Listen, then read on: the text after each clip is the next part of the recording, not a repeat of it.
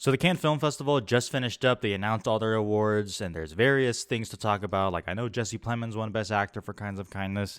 Megalopolis has reacted. We have official reviews now out for it, and there's a lot to talk about. But I wanted to kind of go back to my Best Picture predictions and talk about that because obviously we have to talk about Anora, the Palme d'Or winner.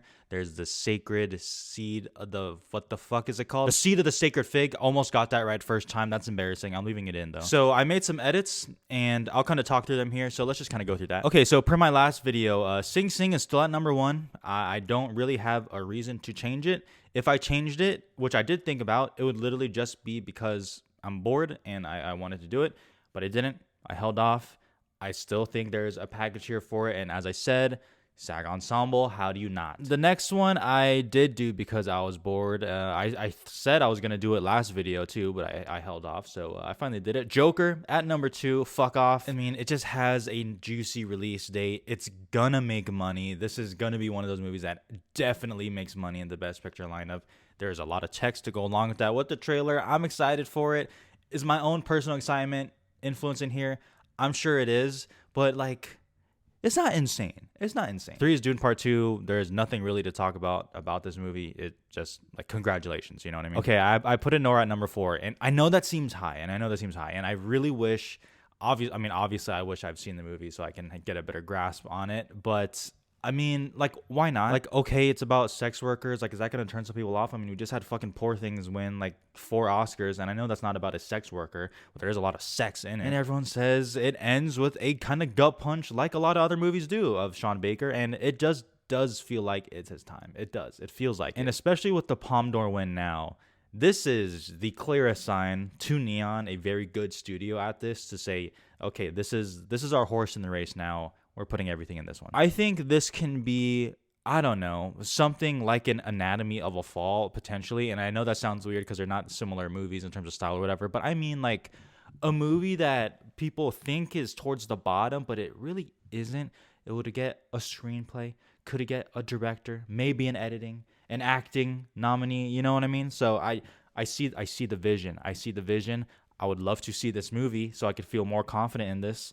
But yeah, I have it at number 4, and I don't think that's insane either. Blitz hanging on at number 5. Again, nothing really to talk about here. No reason to move it down other than other potential contenders floating up. But really, this still feels like a safe pick. A safe pick. Conclave, this is something I think I talked about in the last video. I do get burned on the sophomore debut. You know what I mean? Like Edward Berger, All Quiet on the Western Front. Wow, amazing, cool. Well, to some people. And then their second movie, everyone puts it in Best Picture, and then it doesn't work out. I'm still kind of getting those vibes, but I can't move off it yet. I can't move off it yet. I don't want to do that too soon here. So I still have it at number 6. It's fine. The Room Next Door, I still have at number 7. Again, if this doesn't come out this year, then like whatever, just scratch it. We'll move on. Don't need to talk about it. But again, I'm following previous Almodovar kind of release schedules here, and I still think it could come out this year. So that's it. Nickel Boys also at number 8. Again, it's the same reasoning as last time. I don't really see a reason to move off it. So it's at number 8. Heartwarming. Could be a tough watch, but, you know, some of those get in sometimes. Night Bitch, I still have at number 9. I had it in my 10 at number 10 last time. And with some things moving around, it moves up to number 9. Prime release date. Searchlight knows what they're doing. You got to have one. But also, Amy Adams, it's time. It's time. Maria Heller, it's also time. Okay. And the new addition to the Best Picture 10 that I will go with here is Queer. I don't know. If Daniel Craig is really getting this much kind of hype already, you got to have it somewhere, right? And I think Luca Guadagnino's success with Challengers will kind of boost up the profile of Queer, which doesn't have a studio yet, unless I have missed that. Doesn't have a distributor yet, so that's a little odd to me. But whatever, we're here. 11, I have The Seed of the Sacred Fig. Okay, so I kind of wanted to put this in, but one, Neon with 2 movies in the 10. I don't know if that's ever happened before, and that's not the main reason, but it is something to throw out there. But also, I don't know. The way the jury awards for Cannes went, I guess I just expected more for this movie. It felt like they kind of just, they gave it a special award to recognize it, and then that was kind of their reasoning, at least from what I heard from the press conference here. And the reviews are very good. I don't know if they're like Anora level good, but I might, maybe I'm just seeing the wrong thing. So regardless, I'm close. I'm close to putting this in here, but I can't do it just yet. I can't do it just yet. I want to, though, because there's a very powerful reason for that. I think it'll be awesome. I'm very excited to see it, but not yet. The Apprentice moves out of the 10 at number 12. I'm not ready to just kind of throw this movie away in terms of picture. I'm curious to see how the reviews grow as the movie is more widely seen, because the acting has already been praised by Sebastian Stan and Jeremy Strong in particular, and the like letterbox curve looks all right, like it looks decent.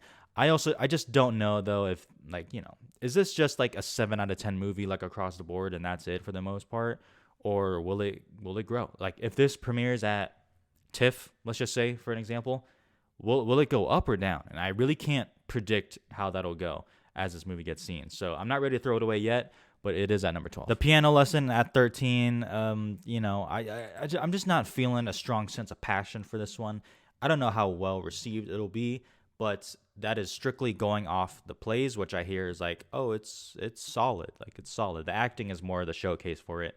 But I have it at 13. You never know. 14, I still have here. I don't really believe in this because Robert Zemeckis, no, can't do that. But he is reteaming with the Forrest Gump team, and it has great test scores. Where could that go wrong? 15, Gladiator 2. Again, as I've mentioned many times before, can't quit Ridley Scott fully. Can't do that. I have to believe this is going to be better than Napoleon. And Napoleon got like 3 nominations below the line, and this is going to be a weaker year than it was last year. So we got to keep that in mind also. We'll see. 16, The End, Joshua Oppenheimer from Neon. This movie moves down just because 2 other Neon movies emerge above it. And that can always flip, like this could premiere at like Venice and knock the socks off of people, and maybe it wins the Golden Lion, and we can revisit that. But for now, I move the Cannes Neon titles ahead of it. The End is still sitting at 16. 17 is Maria. This is still feels like more of an actress player, but if this is more well received than Spencer and Jackie, which was close, maybe this could do it, especially in a year like this. You never know. No distributor yet, though. 18, All We Imagine Is Light. We have to assume this is going to be India's submission for the Oscars, unless they mess up again. Hopefully not.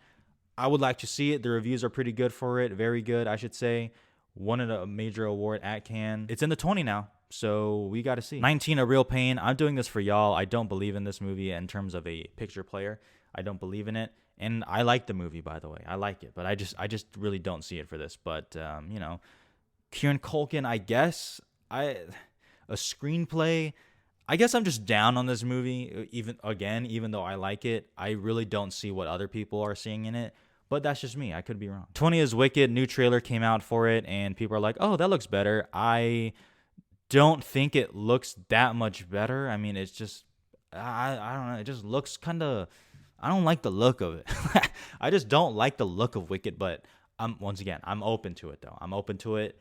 Could rack up some text. You never know. But I will say, when the credits roll and it says Wicked Part 1, audiences are going to be flabbergasted. 21, Juror Number 2. Again, excited for this one. Clint Eastwood. You never know, though, so this could be awful. Or it could low-key be a nice little banger, a nice little thriller banger. Warner Bros. Says to be very happy about it. That makes me happy. We'll see, though. 22, Nosferatu. Like, as much as I want to believe that, like, oh, this is when Robert Eggers will be recognized, like, I know he doesn't give a fuck about it. He doesn't make movies to give a fuck about it. I just don't see it for this one. A Christmas release date. This doesn't feel like a moneymaker either. And I have no doubt it's going to be like beautiful and technically well crafted. But for a picture, I'm not sure about that. 23, Amelia Perez. 4 of them won Best Actress. They won it as an ensemble. It got picked up by Netflix, so that's cool. I don't really know too much about it. Like I saw reviews from a distance. It seems to be pretty well received. I don't think it's some knockout, so I don't have it in the picture or anything, but I guess it's a musical or something like that. So I don't know. I just wanted to throw it in there. 24, Mother Mary from David Lowery. I just haven't heard much about this yet, but Anne Hathaway, Michaela Cole, Hunter Schafer, David Lowery, one of the GOATs of One for You, One for Me. So gotta respect that. And 25, we'll finish up with We Live in Time, the Florence Pugh, Andrew Garfield romance movie directed by John Crowley. I would like to see it. I would like to know more about where this movie is at right now, but we've heard crickets. So that's it. That is all I'm doing. I'm only doing 25 here. I usually only do 20, but I will save the kind of cut 20 when I do the full predictions with the acting and everything, which I haven't done yet. So yeah, just as a reminder, Sing Sing, Joker, Dune, Anora, Blitz, Conclave, The Room Next Door, The Nickel Boys, Night Bitch, and Queer is my Best Picture 10. Aside, not having seen these movies, real weird group of movies, just saying it out loud like that, like the whiplash from Joker to Anora to the Nickel Boys, like that's, my mind's already spinning. But that's cool though. That's cool in a weird year like this where it doesn't seem to be as competitive as it was last year. We like to see it. We like to see some interesting things happen. So that's where I stand right now on picture. You let me know where you guys are at, especially with Anora and some of the other canned titles. I'd love to know. And then, I'll see you guys next time.